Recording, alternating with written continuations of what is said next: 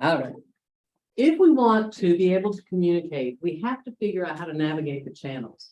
So if you've played in links, remember on our top nav bar, content, links, and assessment, I think, for you guys. I have in the links many little presentations or videos or PowerPoints and things that I've created, and I put this logo on there because that ship or the sailing ship icon is there. We got to be able to figure out how to get through all the channels. Today's lesson is written on the board and it's on the slide. We're going to do a little thing with anxiety and confidence because several of you had indicated on your SAT that you were either moderate, that's speech anxiety assessment survey you took, moderate to significant. And we're going to talk about that and show you one technique that we'll do together. We're going to give you a little background in the theory and the models and the people. And then we're going to delve a lot into audience with just a few little activities and some slides. Calming the nervous system is so essential. We all have these hemispheres of the brain, right? We've got our rational brain and it's all our logic. And then we've got this limbic system that brings all of the emotion. But if we can be calm, they converge and they can work together to support what we want to do. Discussion board number 2, and you may want to write this down. The way you get to discussion board is go to communication and pull down to whatever to discussions or discussion. I can't remember 1 or 2 letters. And then go to number 2, which is about anxiety and confidence. If you have concerns about confidence, all that activity is to watch an old video of me about anxiety, about 5 minutes, I think, and maybe 8 minutes on the confidence one, and then 3 little videos that together aren't even a half an hour. Then to synthesize that information and to write a collegiate discussion post. When others have posted, you can reply to at least 2 others. This is the treasure chest of bonus points. So you don't have to have concerns about it to do this little activity. You can get 18 bonus points if you post and do 2 replies by the deadline. How many of you have been to our course outline? 1, 2, 3. I'm going to suggest, because somebody came into class yesterday and said, oh, I didn't do any of that work. I didn't know how to do it. But he hadn't gone to the course outline. So if that's you, that's our guiding force. And every assignment we're going to get grades on is listed and do activities are on the bottom of the course outline. But through each day, I have, here's what we're doing in class. Here's what we're doing out of class. And then here's the links. You can use the resources. So you'll want to check out the course outline. But let's actually do something where, oh, and you can add audio to your PowerPoints, little sounds and things, but it gets annoying if you do it too much. So I intentionally left this next one in there because it shows, yeah, you hear too many of those things, it'll be annoying. I would edit it, but it makes such a great non-example. We're going to actually do a 3-minute activity I want you to participate in. It is called progressive physical relaxation or muscle relaxation.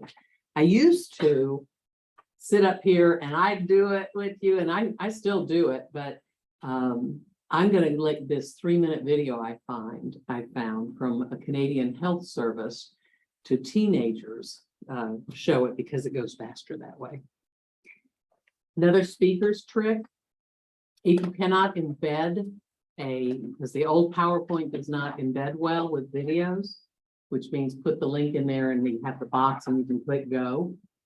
If it doesn't embed, one trick that speakers use, if they've got multiple videos, is they get them set up. Now you can't see it way back there, but I actually have several tabs open. And I've already set up the video, so I didn't have to see the Leaf Guard commercial or the Tennessee homeowners do this, or the fat burning things. You can get to the skip ad and then freeze it. And I've got 3 videos set up here that we can go through. So speaker's trick, you can do that. Please play along as we do this 3-minute exercise with muscles. Progressive muscle relaxation. Learning how to deal with stress is a necessary part of life. Everyone deals with stress differently, so finding what works for you is important. Ready to try progressive muscle relaxation? We'll walk you through this easy, stress-relieving activity. Progressive muscle relaxation helps you relax your mind, relax your body, reduce tension, focus your mind, and calm you down. Here's how it works. Tense each muscle group. Hold the tension for 5 seconds. Release the tension. Feel the muscle relax. Try to visualize the muscle tensing and relaxing. Remember to keep breathing deeply through the exercise. Try to focus hard on each step.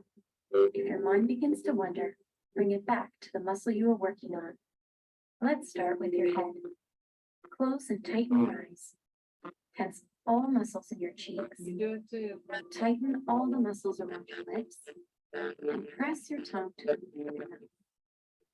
Hold that tension for 5, 4, 3, 2, 1. Quickly release and relax. Now your shoulders, chest, and back. Raise your shoulders to your ears. Tense your back by pulling your shoulders back.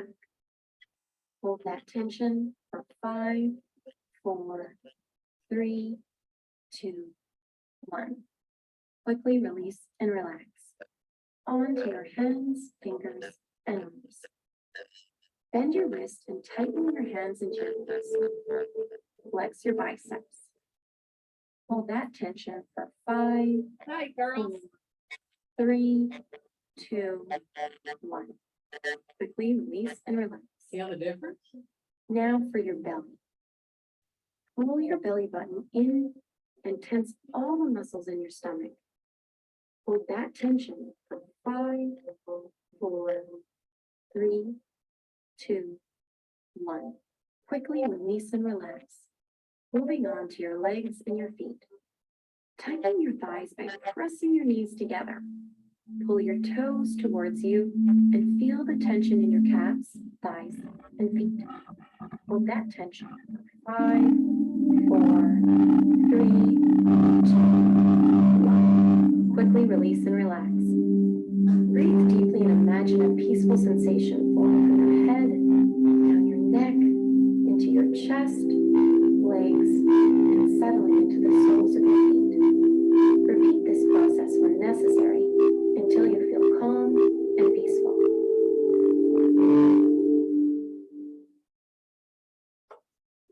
I have utilized that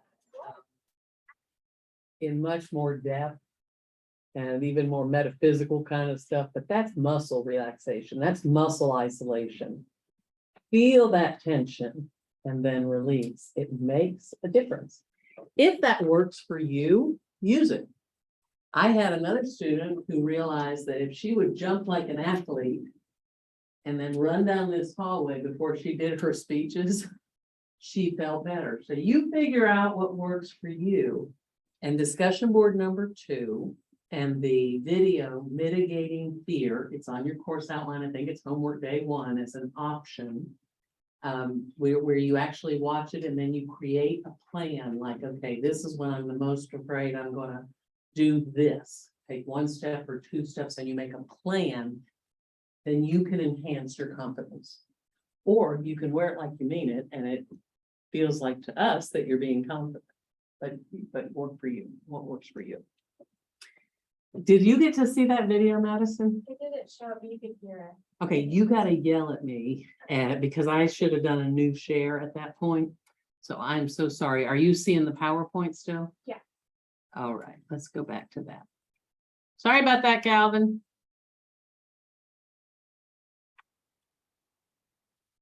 Oh, we gotta ring the bell again.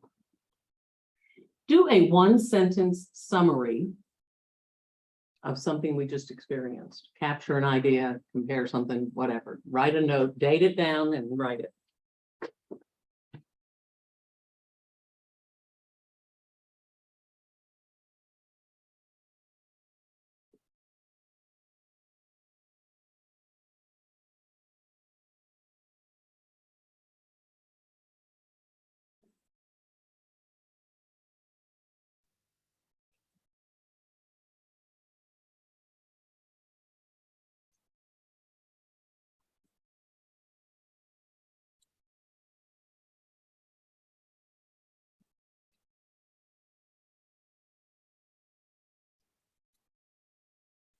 While I'm thinking about it, when we get into any slides or particular videos where the font's smaller, you need to see it, one in particular, I'll ask the people in the last two rows, I don't care if you come up and sit on the floor or if you find any of these other chairs up here more useful, but I recognize the deficit. We want to make our slides big enough to be seen from the back of the room. But you're young, you've got good eyes, right? So what is communication? What's all this theory and model stuff? It will not be on the test. Anybody like Fry? Futurama? One of my students saw that and got all excited and said, oh, it's perfect. And she told me they're making a new Futurama. Apparently they started and stopped it several times, but they're making a new one. It is not going to be on a test. You don't have to write all this down. You can take a photograph of any slides that seem worthy of you, important to whatever you're doing. The definition of communication, one definition of many, is that you are transmitting from a sender to a receiver. You need it? Yeah, it's not. Stop share and do it again. Okay, there's a button at the very top of Zoom if you're ever doing it, it says new share. And let's see if it'll play nicely with Madison. Yeah. Oh, good. You got it. The transmission from a sender to a receiver. And the key thing is that it's understandable. Because we may get something and not understand it well at all. Got to be understandable. If you have communication, come on. Why aren't you playing? There it is. It's a guide to being effective with our communication so that we will lead to understanding. I'm turning you off of that. Let's see if you. Aristotle, a guy educated people around the world have to know about. You heard about him in high school. Aristotle said that everything is persuasive. We may be informing, persuading, entertaining, just letting it all hang out, but we can appeal to our message. He had a linear model. He said you start with a speaker, and they've got the speech that they're going to do, and this tiny word you can't see is the word occasion. What's the event? What's the occasion for which one is creating this communication? It will reach the audience, and a big deal for him is it's got to have an effect. So that's a linear model. Another linear model, if I take away this, was actually due to an economic argument. My brother always says there has to be an economic argument for everything. So Bell Telephone was our only telephone system. We didn't have other telephone systems when we started. They were all across the nation. It was Bell Telephone.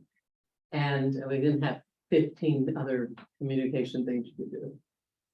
And Shannon and Weaver at the mid-40s and the end of the 40s came up with this model. Just the linear part at the top. Said you start with a source, like the telephone, the speaker at the telephone. They encode the message. Do we have any educators in here? Going to be an educator?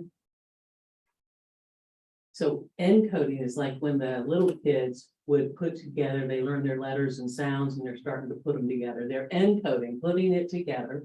You guys know that for coding also, right? Anybody that's in tech? Then they do the transmission like across the telephone line. The receiver has to decode the message, like take the words that they said or the words that's unwritten, and they have to understand its meaning so the receiver gets it. In the 1960s, David Berlow adapted that and said, no, it's not just linear. We've got to have feedback so that we can know if the understanding has been reached. This book, Theories of Human Communication, lists hundreds of researchers and, well, probably 1,000 different theories, but they kind of group them. There's so many, and if anyone's ever curious, you're welcome to look at this. But Berlow, Aristotle, Shannon, and Weaver are somewhere in this Theories of Human Communication. And you're welcome to use it if you need it. Now, jump up to the 70s. Almost everybody's got a TV in their house.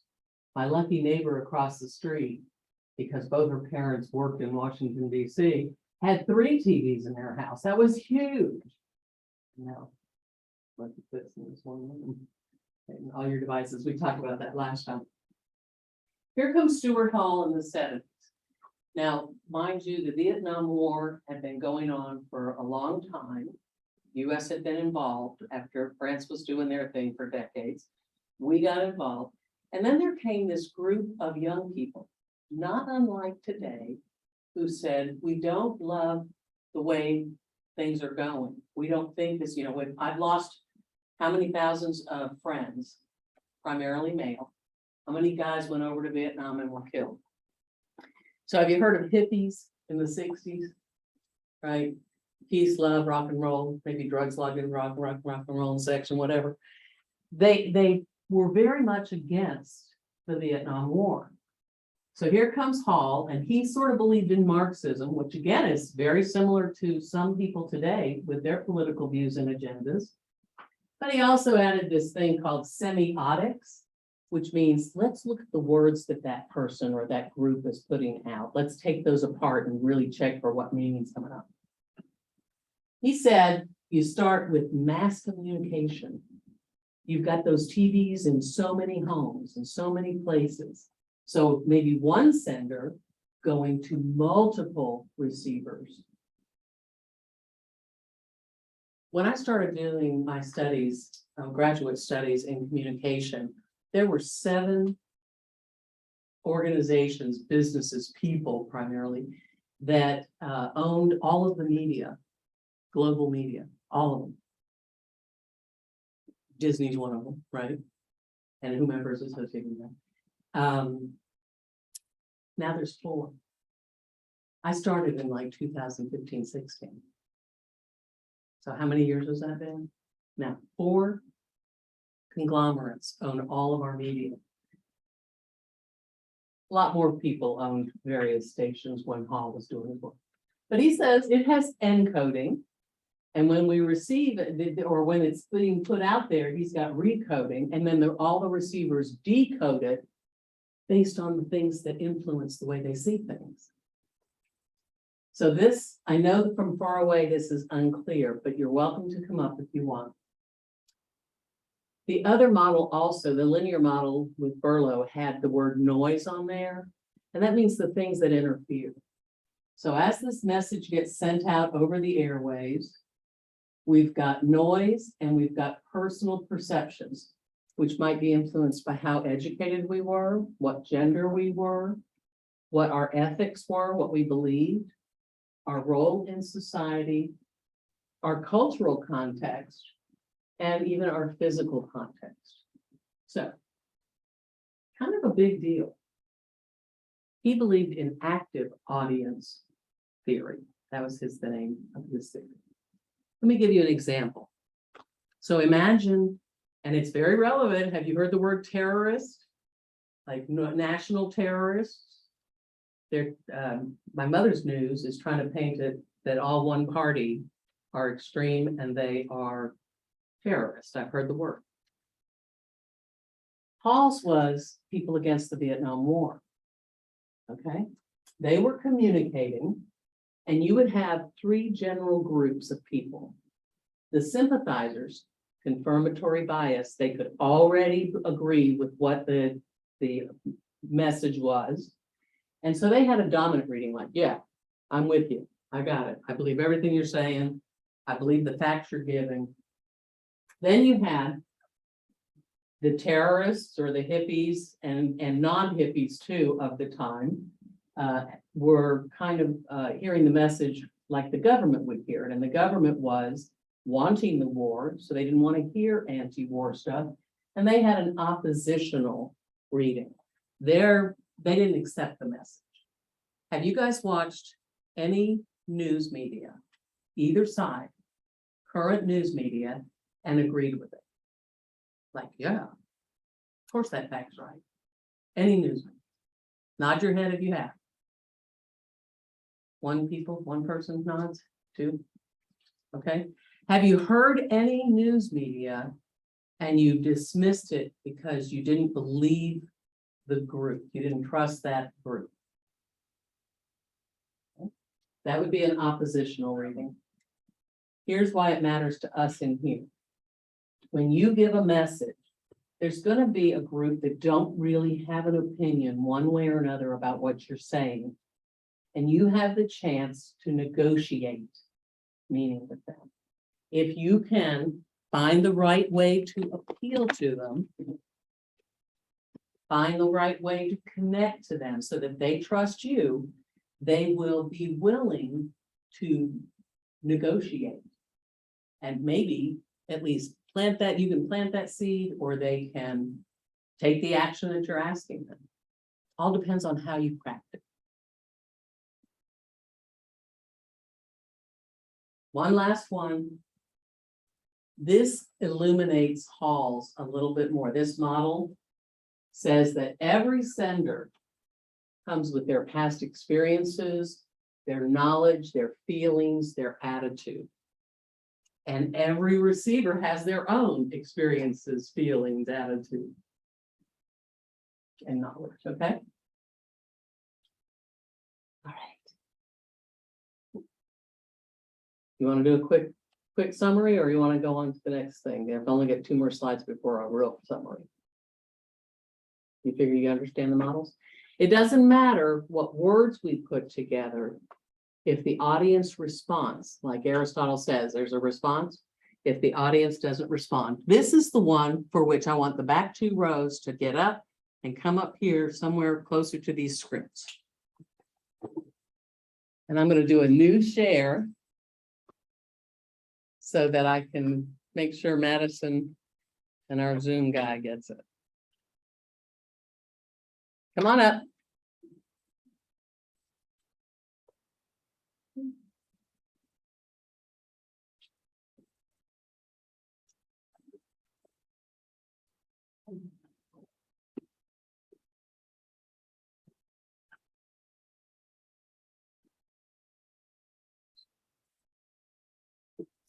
All right, you seeing the world? Very good. This is real quick. It's only a minute, but it's interesting.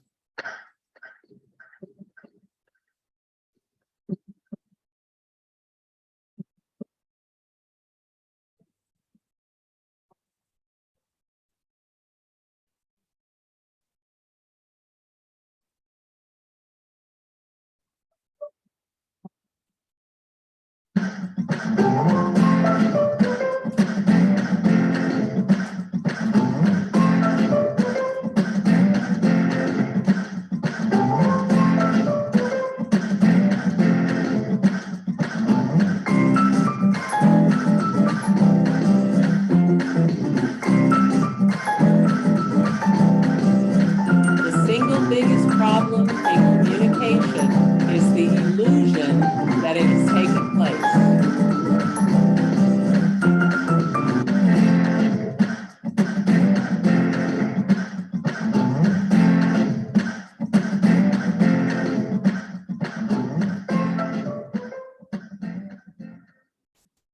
Created using Powtoon.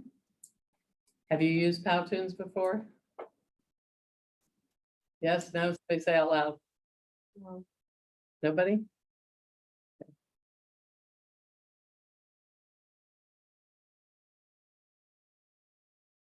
So effective communication isn't defined by the message, by the communication. It is defined by the response. No matter how well a speech is delivered, its success has to be measured in terms of how the audience responds. And if we do it in a civil way, it might engender great conversation. Because we can get our points across even if other people are opposed to it, if we can do it in the way that will appeal to them. So now do your summary. Think about the models, the people, the audience response stuff, and write some sentence of summarizing or comparing. Oh, sorry about that. You share. I wonder if it's this one. How about now? Thank you. Keep me straight, girl. Keep me straight.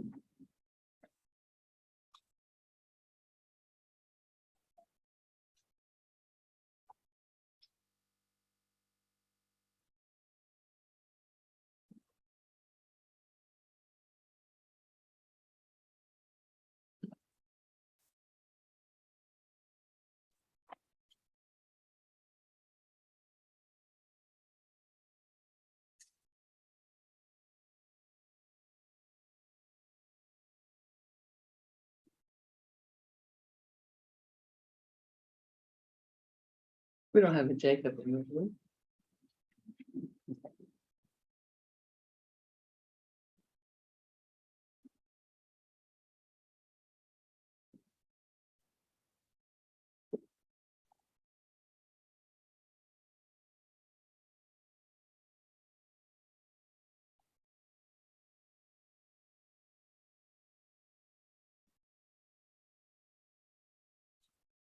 Why? Nice. When things don't work, we create solutions. You can hit the space bar and it should work.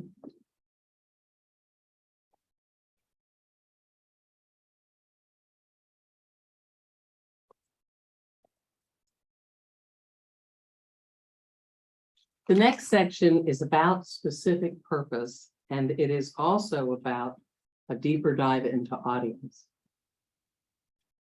Some of you have heard these terms before from your old English teachers: inform, persuade, entertain, right? Those are purposes for writing or for reading. But whatever you do, you've got to remember that the audience is king.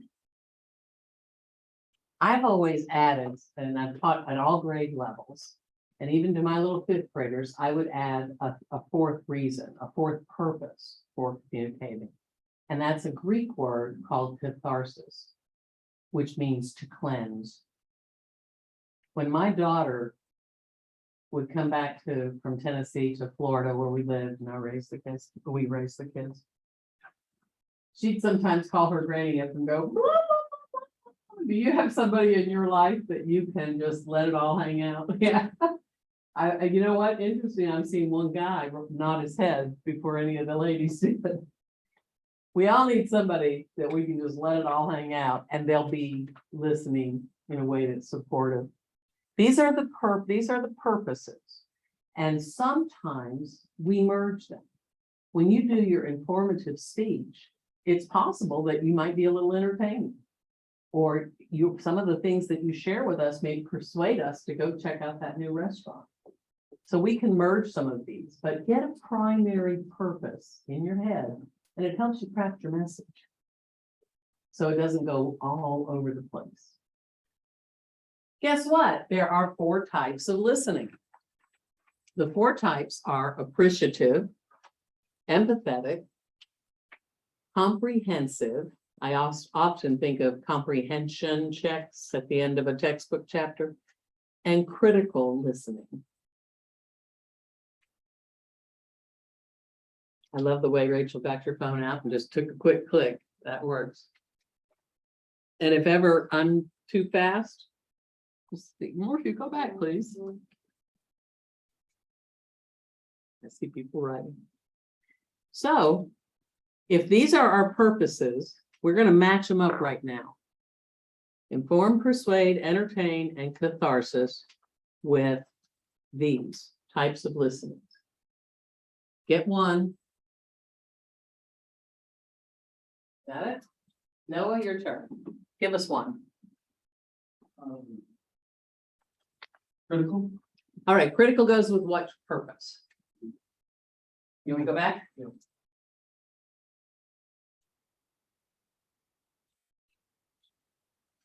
Catharsis. Yeah, let's try it. Critical means I'm listening to evaluate and consider whether to accept or reject. I suppose if someone's going, what? Letting it all hang out, you could decide whether you're going to accept or reject it. But no, it actually goes with a different one. So try again. Oh, come on, play nicely. Inform. Quit talking, Noah. No. No, sir, I'm sorry, but that's all right. You did. Okay, you listen and see why you think you the next one. Anybody get another one? It's not the critical thinking where you're going to listen to, what does it say? Listen to evaluate what's being said and then decide if you're going to accept or reject it. Actually goes with somebody else. You know, he's already said. Persuade. To when they're trying to persuade you and convince you of something or convince you to do something. You feel how the difference there is? All right, so you may want to write down a match of these things, or you can just take pictures. It's up to you. Noah, you want to take a risk? You willing? Want to do one more? Do another? Sure. You feel like it? Okay. I gotta let you repeat. Okay, so it's inform, persuade, entertain, and let it all hang out. Choose one of these and tell us which purpose it goes with. Appreciative? All right, appreciative is for enjoyment, so probably gonna be, You do that. okay. Entertain. Yeah, everybody say ding, ding, ding. Thank you. Come on, jump in here. All right, we got to do another one.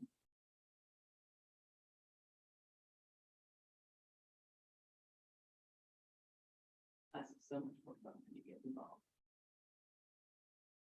So if you say a teacher's for me, I'm not good on you. You go line, you're all right. They got an answer in their head. You wanted to hear somebody make a noise? Comprehensive and informed. Comprehensive listening. Come on, Morphew. Comprehensive listening is to understand. So that would go with inform. Thank you, Jamie. I'll give you some markers. Come on.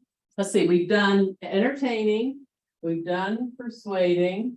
We've done informing. So what kind of listening goes with catharsis? It does. They listen with emotional support. My mom may not say anything, or she just makes some utterances, some sounds, and my Sarah felt better when she got off that phone. Okay.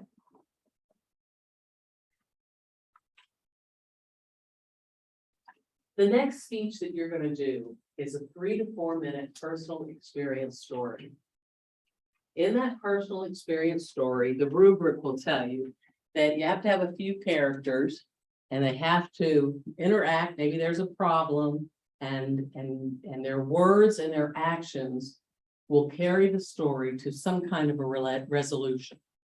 And you probably have them talking to each other. If I had Uncle Joe, I'd probably come over here and go, and change my body and my voice and, you know, I can see the characters. You're going to tell the story sort of like you tell it to a friend group, you know, when you're telling it and everybody gets all excited.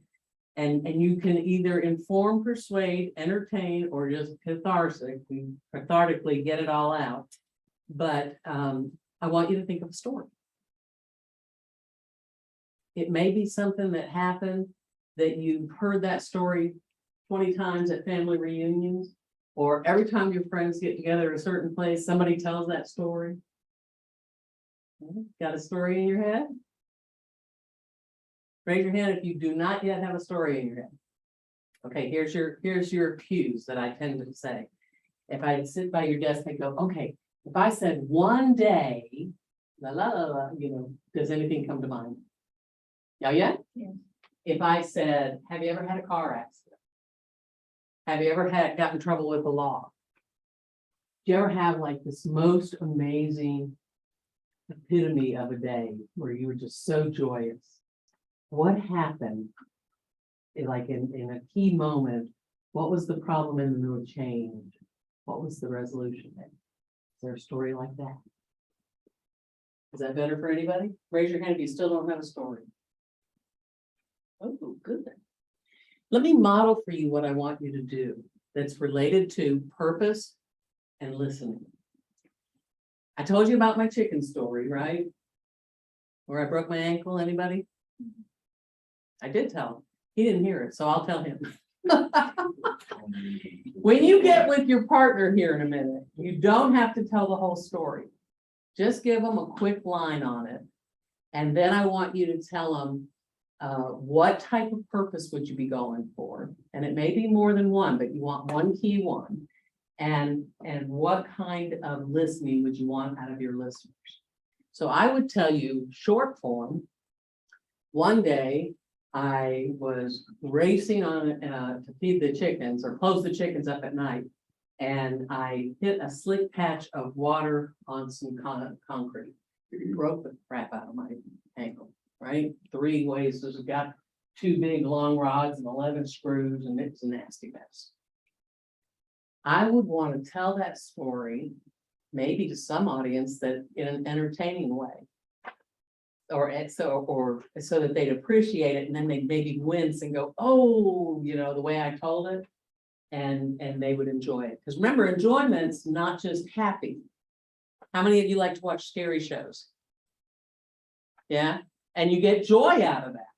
How many of you scary? There's fearful. I already did fearful, scary.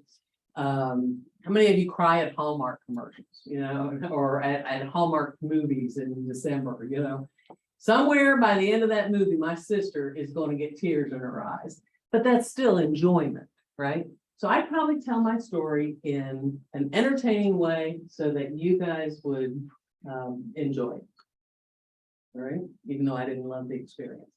You guys are going to take the story you thought of. You're going to partner up with somebody, and you are going to say, here's like 1 or 2 sentences about my story, not the whole story. And here's how I plan to tell it. And here's how I need people to listen. Okay? Go.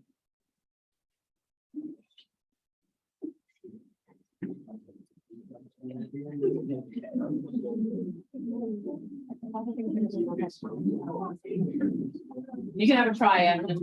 You can try after.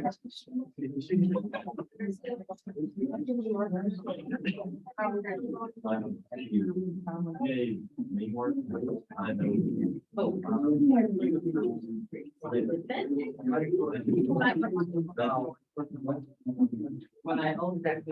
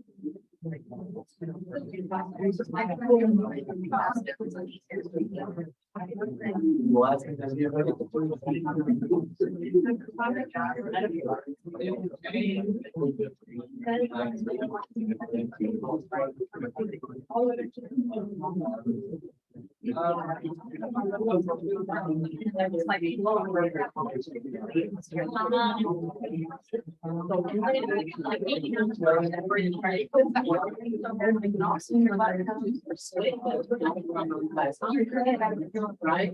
And if I did that,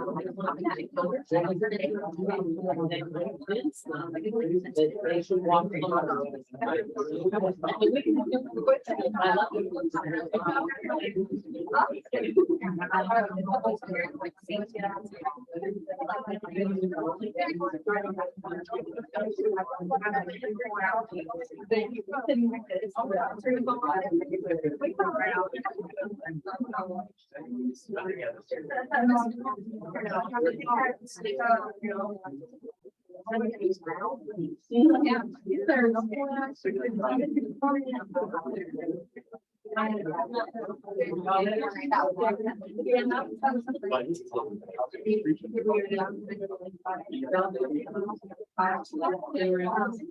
Are you?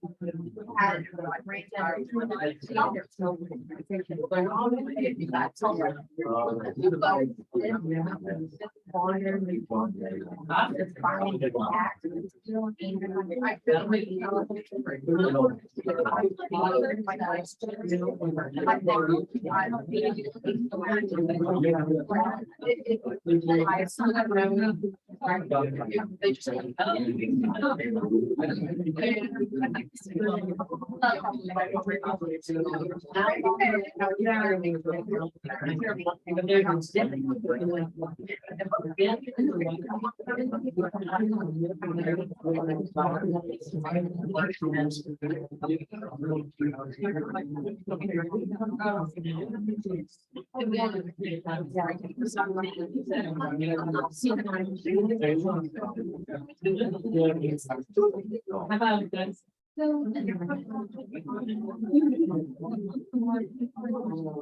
Maybe it's fine.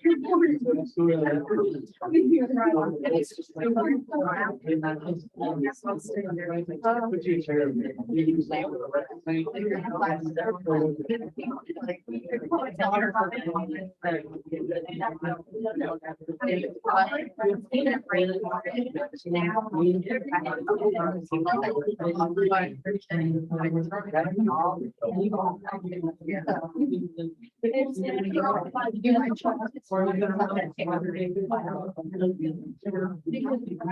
you guys get the whole thing about, here's my purpose for communicating, and here's my way I want people to listen.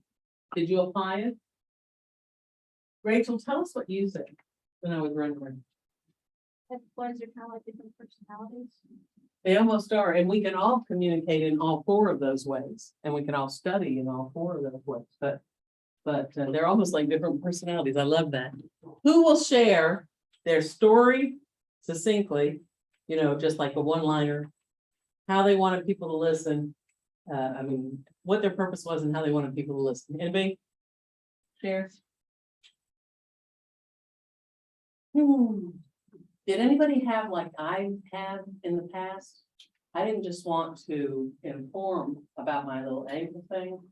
I wanted to persuade them to walk carefully on wet concrete. Anybody have dual purposes?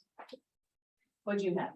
I have dual purpose because, okay, so I'll do a little summary of my story. So I was in a rush to get to school because it was, almost 5 hours a week. I want to get there. I got in a car wreck, it like busted my nose open and I had blood on my nose. But I was sitting there and I was like, I just gotta get to school. So even after my wreck, I was fine. I felt fine. I was like, I called my sister and I said, I need you to take me to school. I'm not taking this math final. So she took me to school. I go up there, they send me the nurse. They think I have bleeding on the brain because it busted my nose open. They send me back home and I ended up taking the math final anyway. And I went through all that. So just don't rush into things and don't make school so important that you neglect yourself. Oh, so I heard informing and persuading. Yeah. You have a moral at the end of that story. Yeah. All right, thank you so much for that example.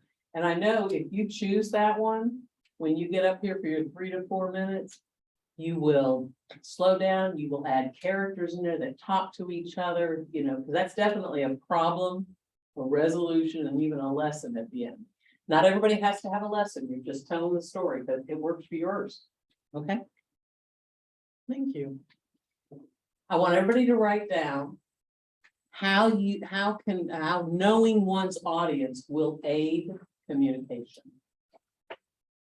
If you know about the audience, if you know who they are, how can that aid your ability to communicate with them?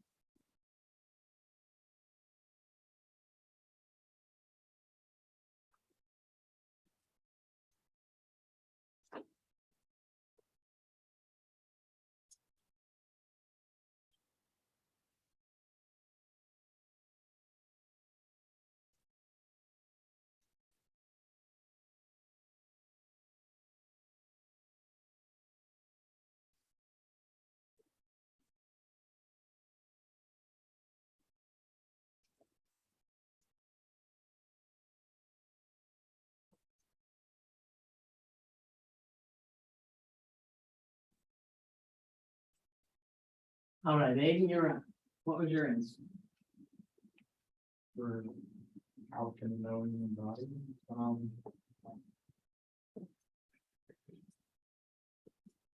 maybe like you could make your story relate to the audience. Maybe. Because you know about them. Awesome, very good. How about it? Jacqueline. What'd you write? Or think of?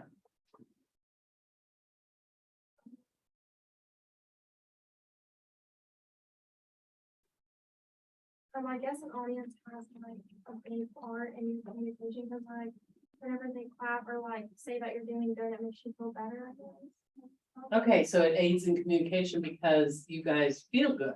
All right. How about it?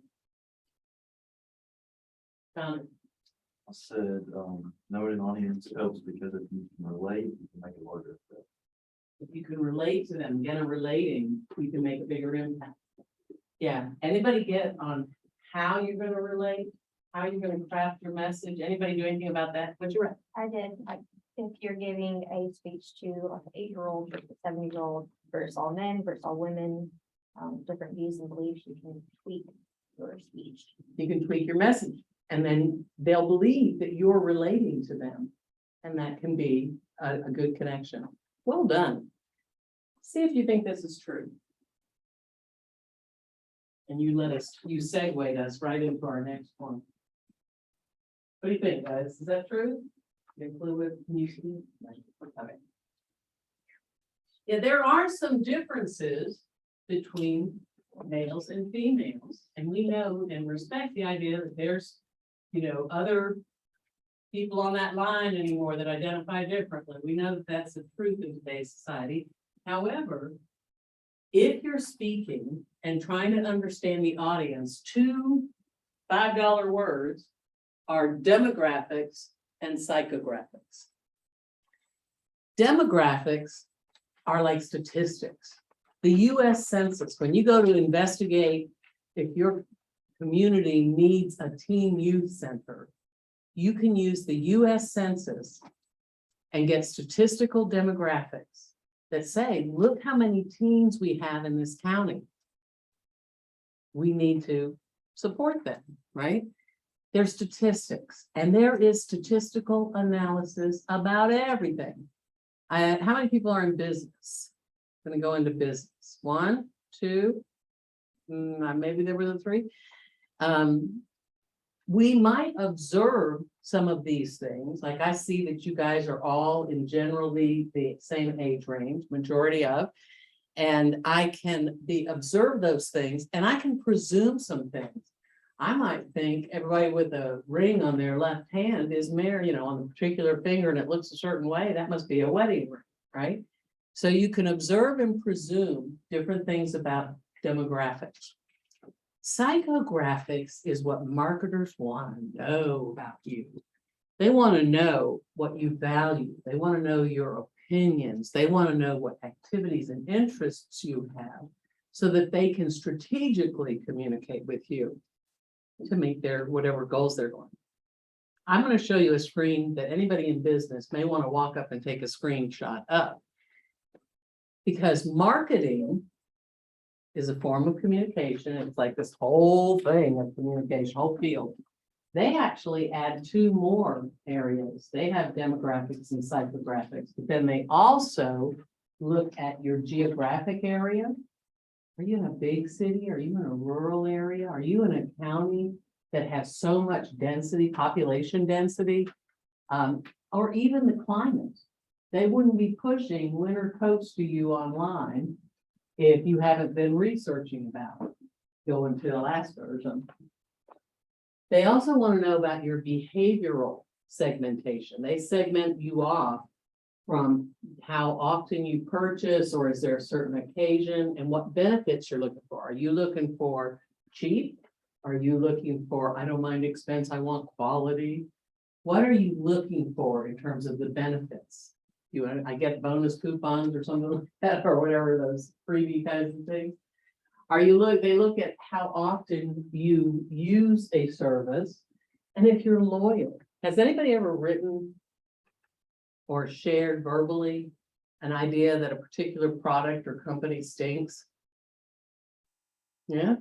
Have you ever shared that something's like great? That is a loyalty status, and they look at that kind of thing. And I gotta tell you, they have data. I just finished a quantitative, what was that class? Like the class before the one I last took, right? I had this whole thing on analytics, and you would not believe the electronic footprint they have on each and every one of you.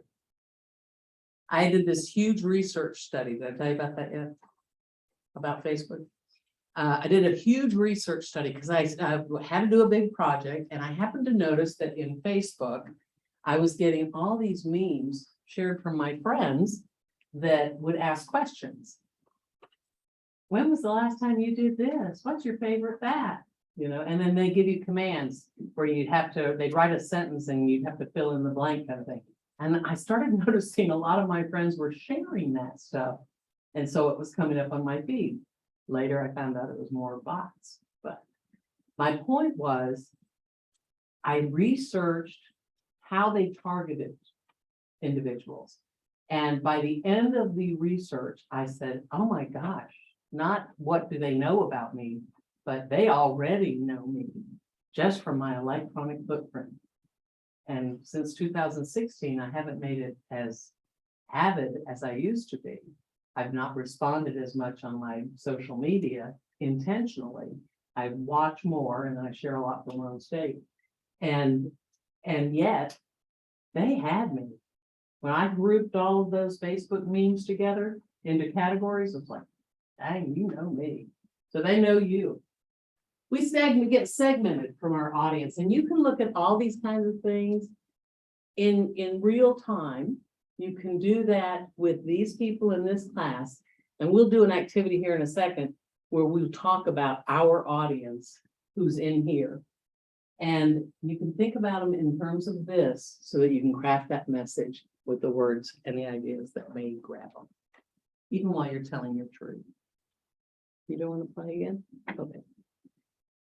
Tony Robbins says that to effectively communicate, we must realize that we're all different in the way that we see things, we perceive things, the world, and we use that understanding, their perceptions, as a guide to be able to communicate with them. And I'm going to skip, just go quickly. Aristotle has those 3 ways. What are they? Ethos, pathos, logos, right? We'll talk more about them, but they're gonna be actual things we apply in our speeches so we can reach hearts and minds. And we want to increase people trusting us and believing us. We want to tell them why we're credible. But I'm gonna skip that to go to we're out of here at 50, right? So I'm gonna go to this. Who are we?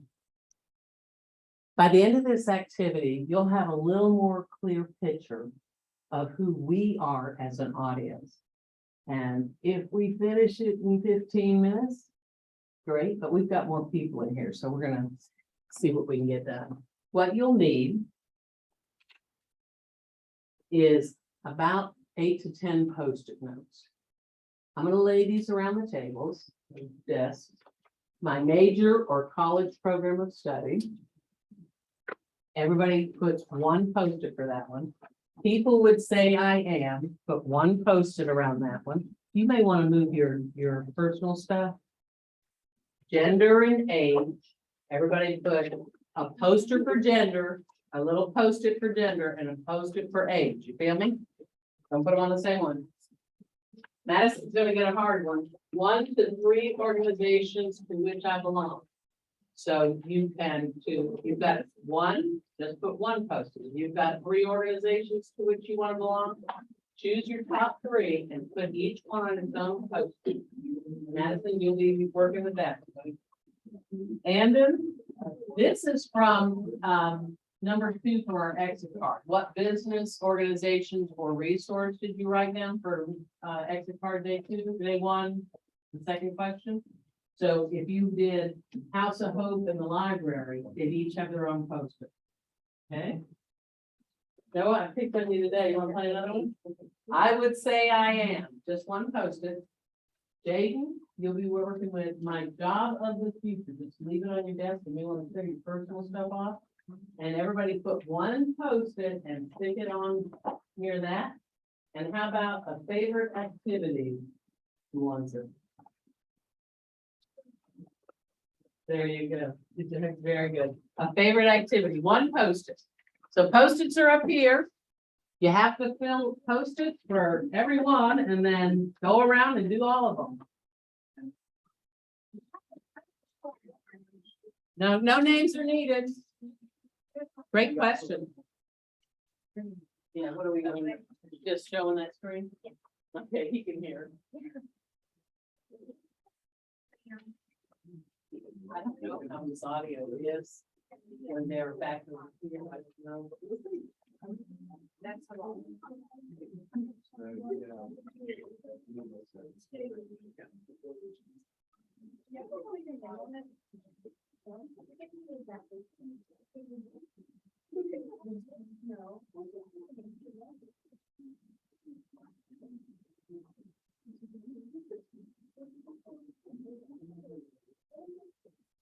You can go around him, just grab some from the side there.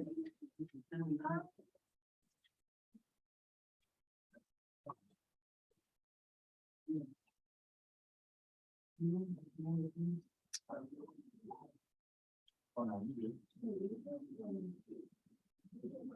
Oh, that one.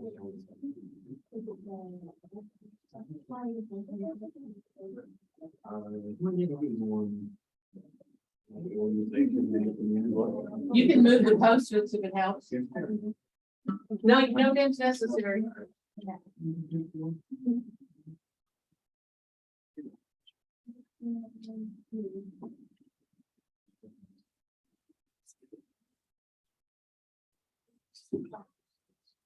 What was? This one's the number.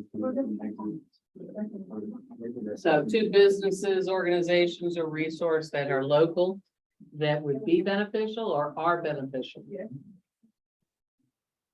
Each one on its own poster. I like your slides. Thank you. That reminds me of, my son likes hill five figure. Is that a hill figure thing? No. That's some of the colors.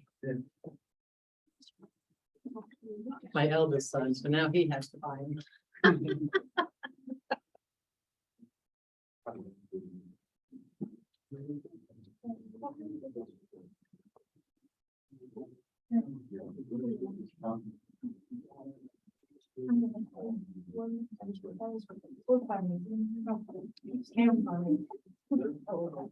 Yeah.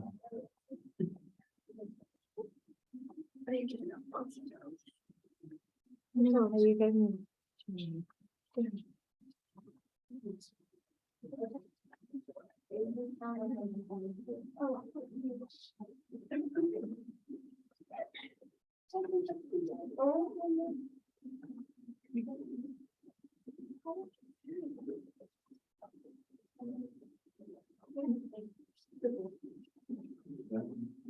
No.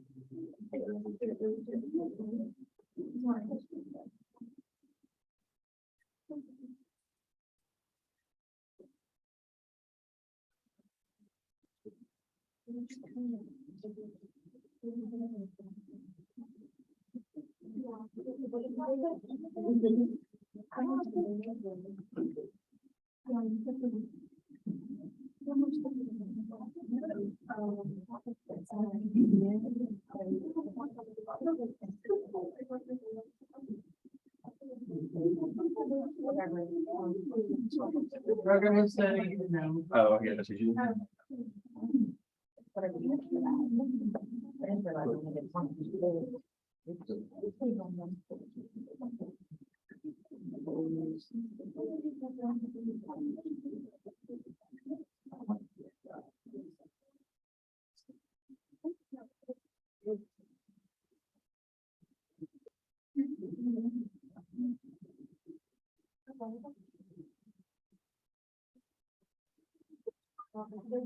All right, some people are finishing. If I gave you a sheet on your desk, I want you to take those Post-its and begin to group the ones that are alike.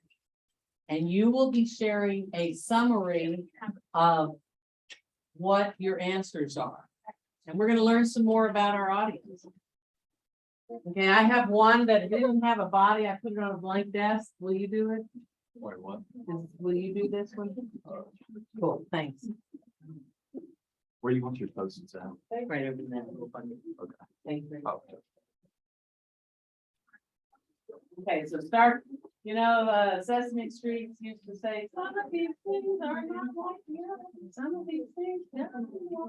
Just group the ones that are alike so you can summarize. Oh, 5 of them did that, 2 of them did that. And we've got this outlier over here that thinks this.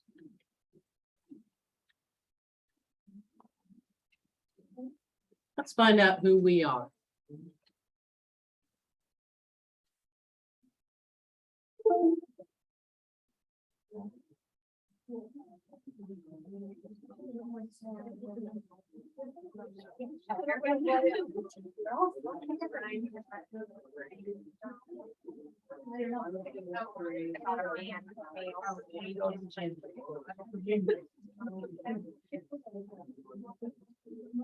How do you have any kind of real? Oh, I'm just trying to figure out that are the same.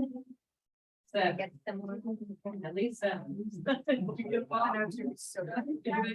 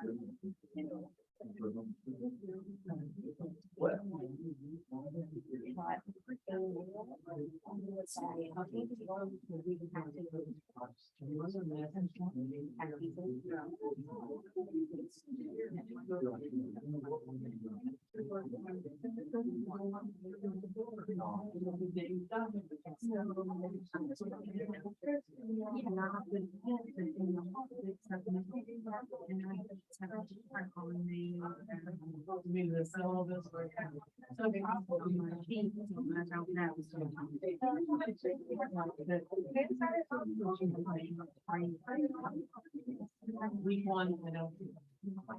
2 years, it's 2 year basis. No.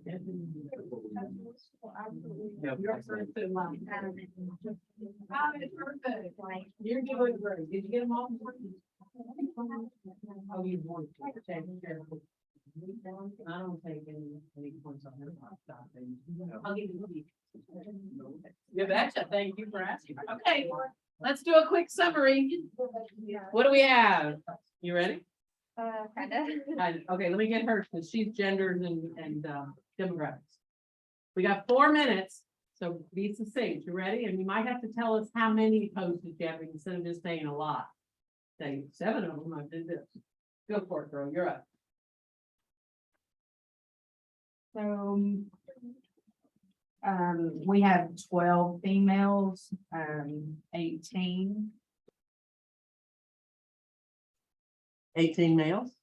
Oh, you don't come on numbers on everything. No, they're 12, that's mostly 18-year-olds. Okay.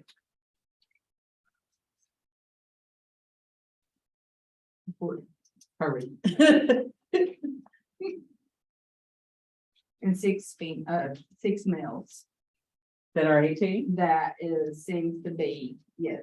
Well, I guess the 18, everybody in here is mostly 18. That's a good summary line. And then we have a couple of outliers, And then a few that's 19 and older. Yeah, okay, go. We have mostly silly, friendly people. We have a few quiet people. We have a half decent person, and respectful. Very nice. So you know what kind of people you're working with. Here we go. Favorite activity. Most of them are hanging with friends and family. There's a few painting and writing, and then coding, and then there's all of ones like hiking, hunting and golfing, airsoft, problem solving, and working out and watching football. I love the way she put the word odd on that one. You mean odd as in individual and separate. So we have a diverse group, but a lot of you, somebody said family and friends. Was that you?